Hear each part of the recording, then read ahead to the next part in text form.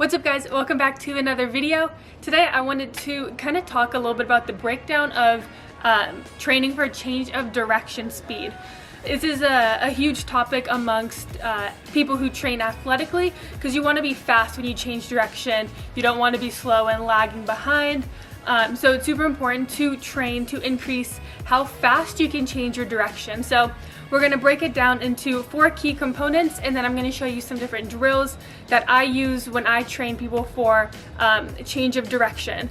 So real quickly, please give the video a thumbs up if you enjoy it, and don't forget to subscribe to the channel to see all the new videos we're going to be posting. So now that we got that out of the way, there are 3 phases to change of direction training. And when we do this type of training, we want to make it as realistic to the game as possible. So we want to break down the movements and insert drills to mimic those movement patterns. So the first phase of change of direction is going to be your deceleration. So let's say I'm backpedaling back and then I want to move forward. I'm backpedaling, I have to decelerate, slow my body, absorb the force before I can change that direction, which brings us to phase 2, the change of direction. So in that same example, I'm decelerating down.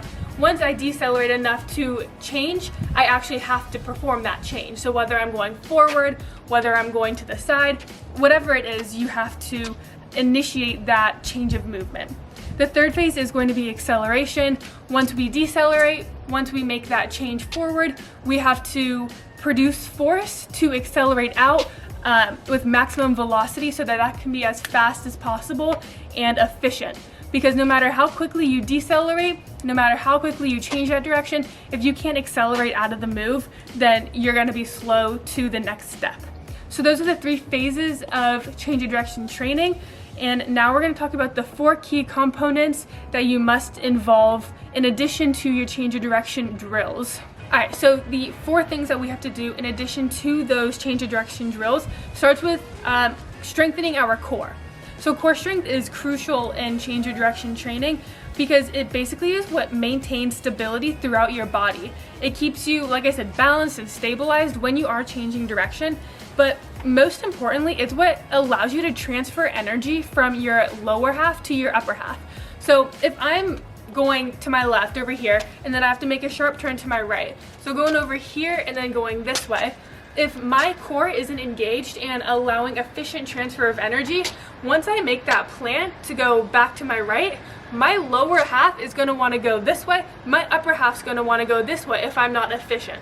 So you want to make sure you're strengthening your core in an integrated training style. So obviously it's very important to do like isolated ab movements if you're doing like hanging leg raises or a plank, but also start incorporating ab exercises into other training. For example, if you're going to be doing like an offset reverse lunge, that is awesome to work your core strength while you're integrating it into other movements. So you want to work on that so it helps keep you stabilized and helps you transfer that energy in a realistic manner for when you are changing direction. One last thing about the core strength that's super important is also make sure you're working on anti-rotation when you are doing your core training. A lot of sports involves anti-rotation, and I know when we think about core, a lot of times we think about doing rotational movements like a wood chopper, oblique twist, Russian twist, whatever you're doing, a lot of it has to do with rotational movements.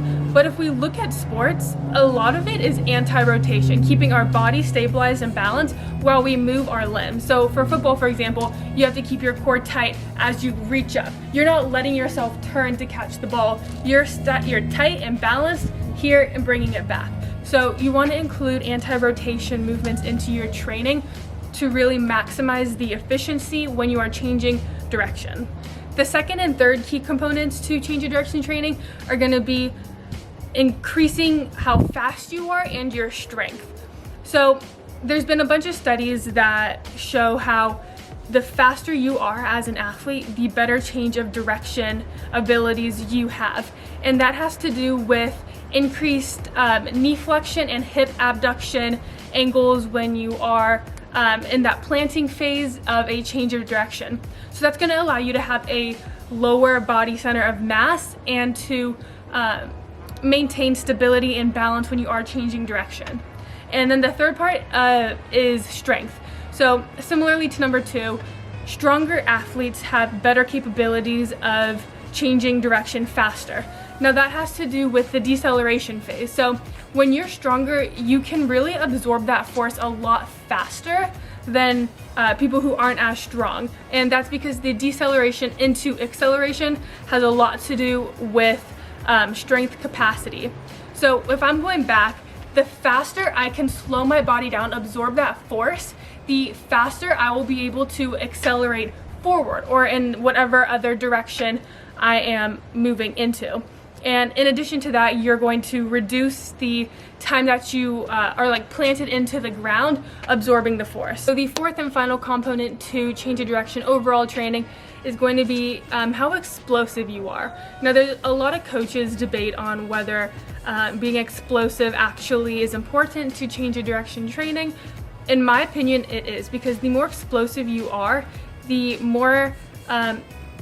faster you are at accelerating. And that has to do with the lower body, like the leg extensor muscle. So if you look at an athlete who's very good at accelerating, they're really good at getting that extension throughout their lower body. So a way to work on this is through working anything that involves like a triple extension. That's when we get extension through our ankles here, we are extended in the knee joint and the hip joint. So if you're doing something like a clean, for example, you work on that triple extension. And when we're doing a plyometric exercise, a standing long jump, we're really working on that triple extension as well. And that's what's going to be able to help you produce enough force to really accelerate out of the change of direction when we are in that extended movement. So the main ways that I train people for a change of direction is going to be mostly through plyometrics and running drills. Plyometrics are awesome at increasing response time and working on reaction time. So you have that minimal ground contact time, which is obviously very crucial in increasing your change of direction speed. And then the second part, running, that's very important for working on lateral change of direction. Or even if you're going back, working on change of direction forward, it's very realistic to the games, and plyometrics helps with the stretch shortening cycle, so loading and going. Whereas running helps make those cuts a little bit sharper when you are actually doing that movement in a game. All right, so the first couple of exercises that I'm gonna be doing really just work on change of direction body mechanics. You wanna make sure you have correct form, correct mechanics before you actually get into the plyometric or running drills. You just wanna set your body up right so that you are efficient when you hop into the other types of plyometrics and running drills that we're gonna be doing next.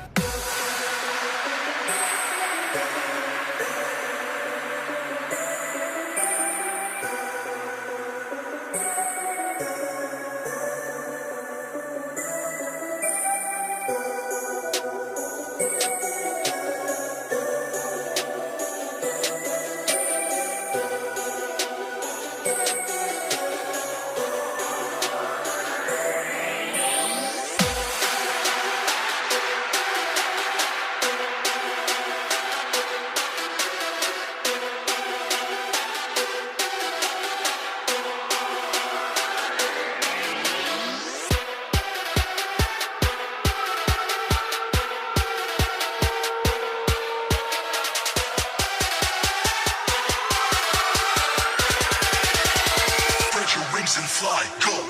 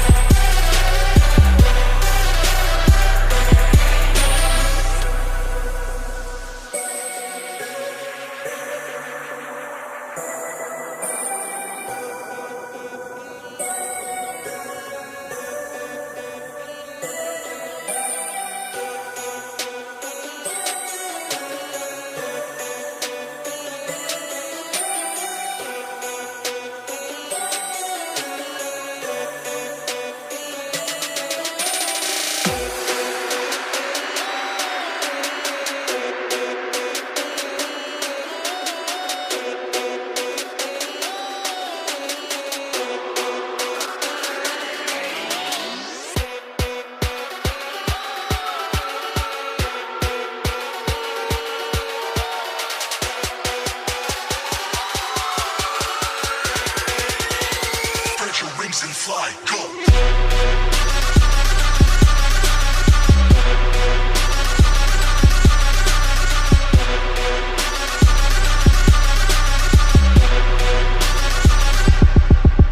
Alright, excuse my sweaty mess of an appearance. So those were just a couple of the plyometric drills I like to do. Now we're going to shift over into some running drills, so you guys have these in your arsenal as well.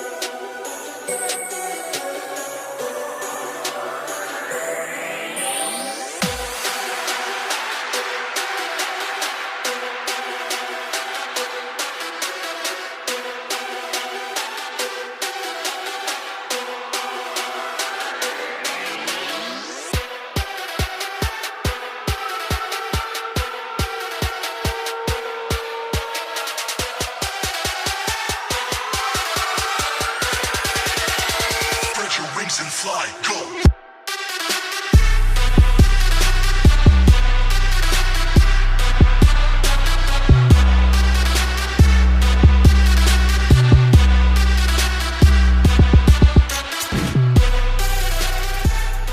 Alright guys, well I hope this video was helpful.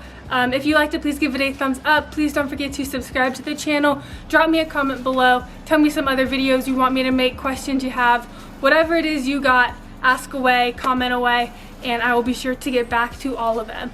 I hope you enjoyed, and I will see you in the next one. Bye.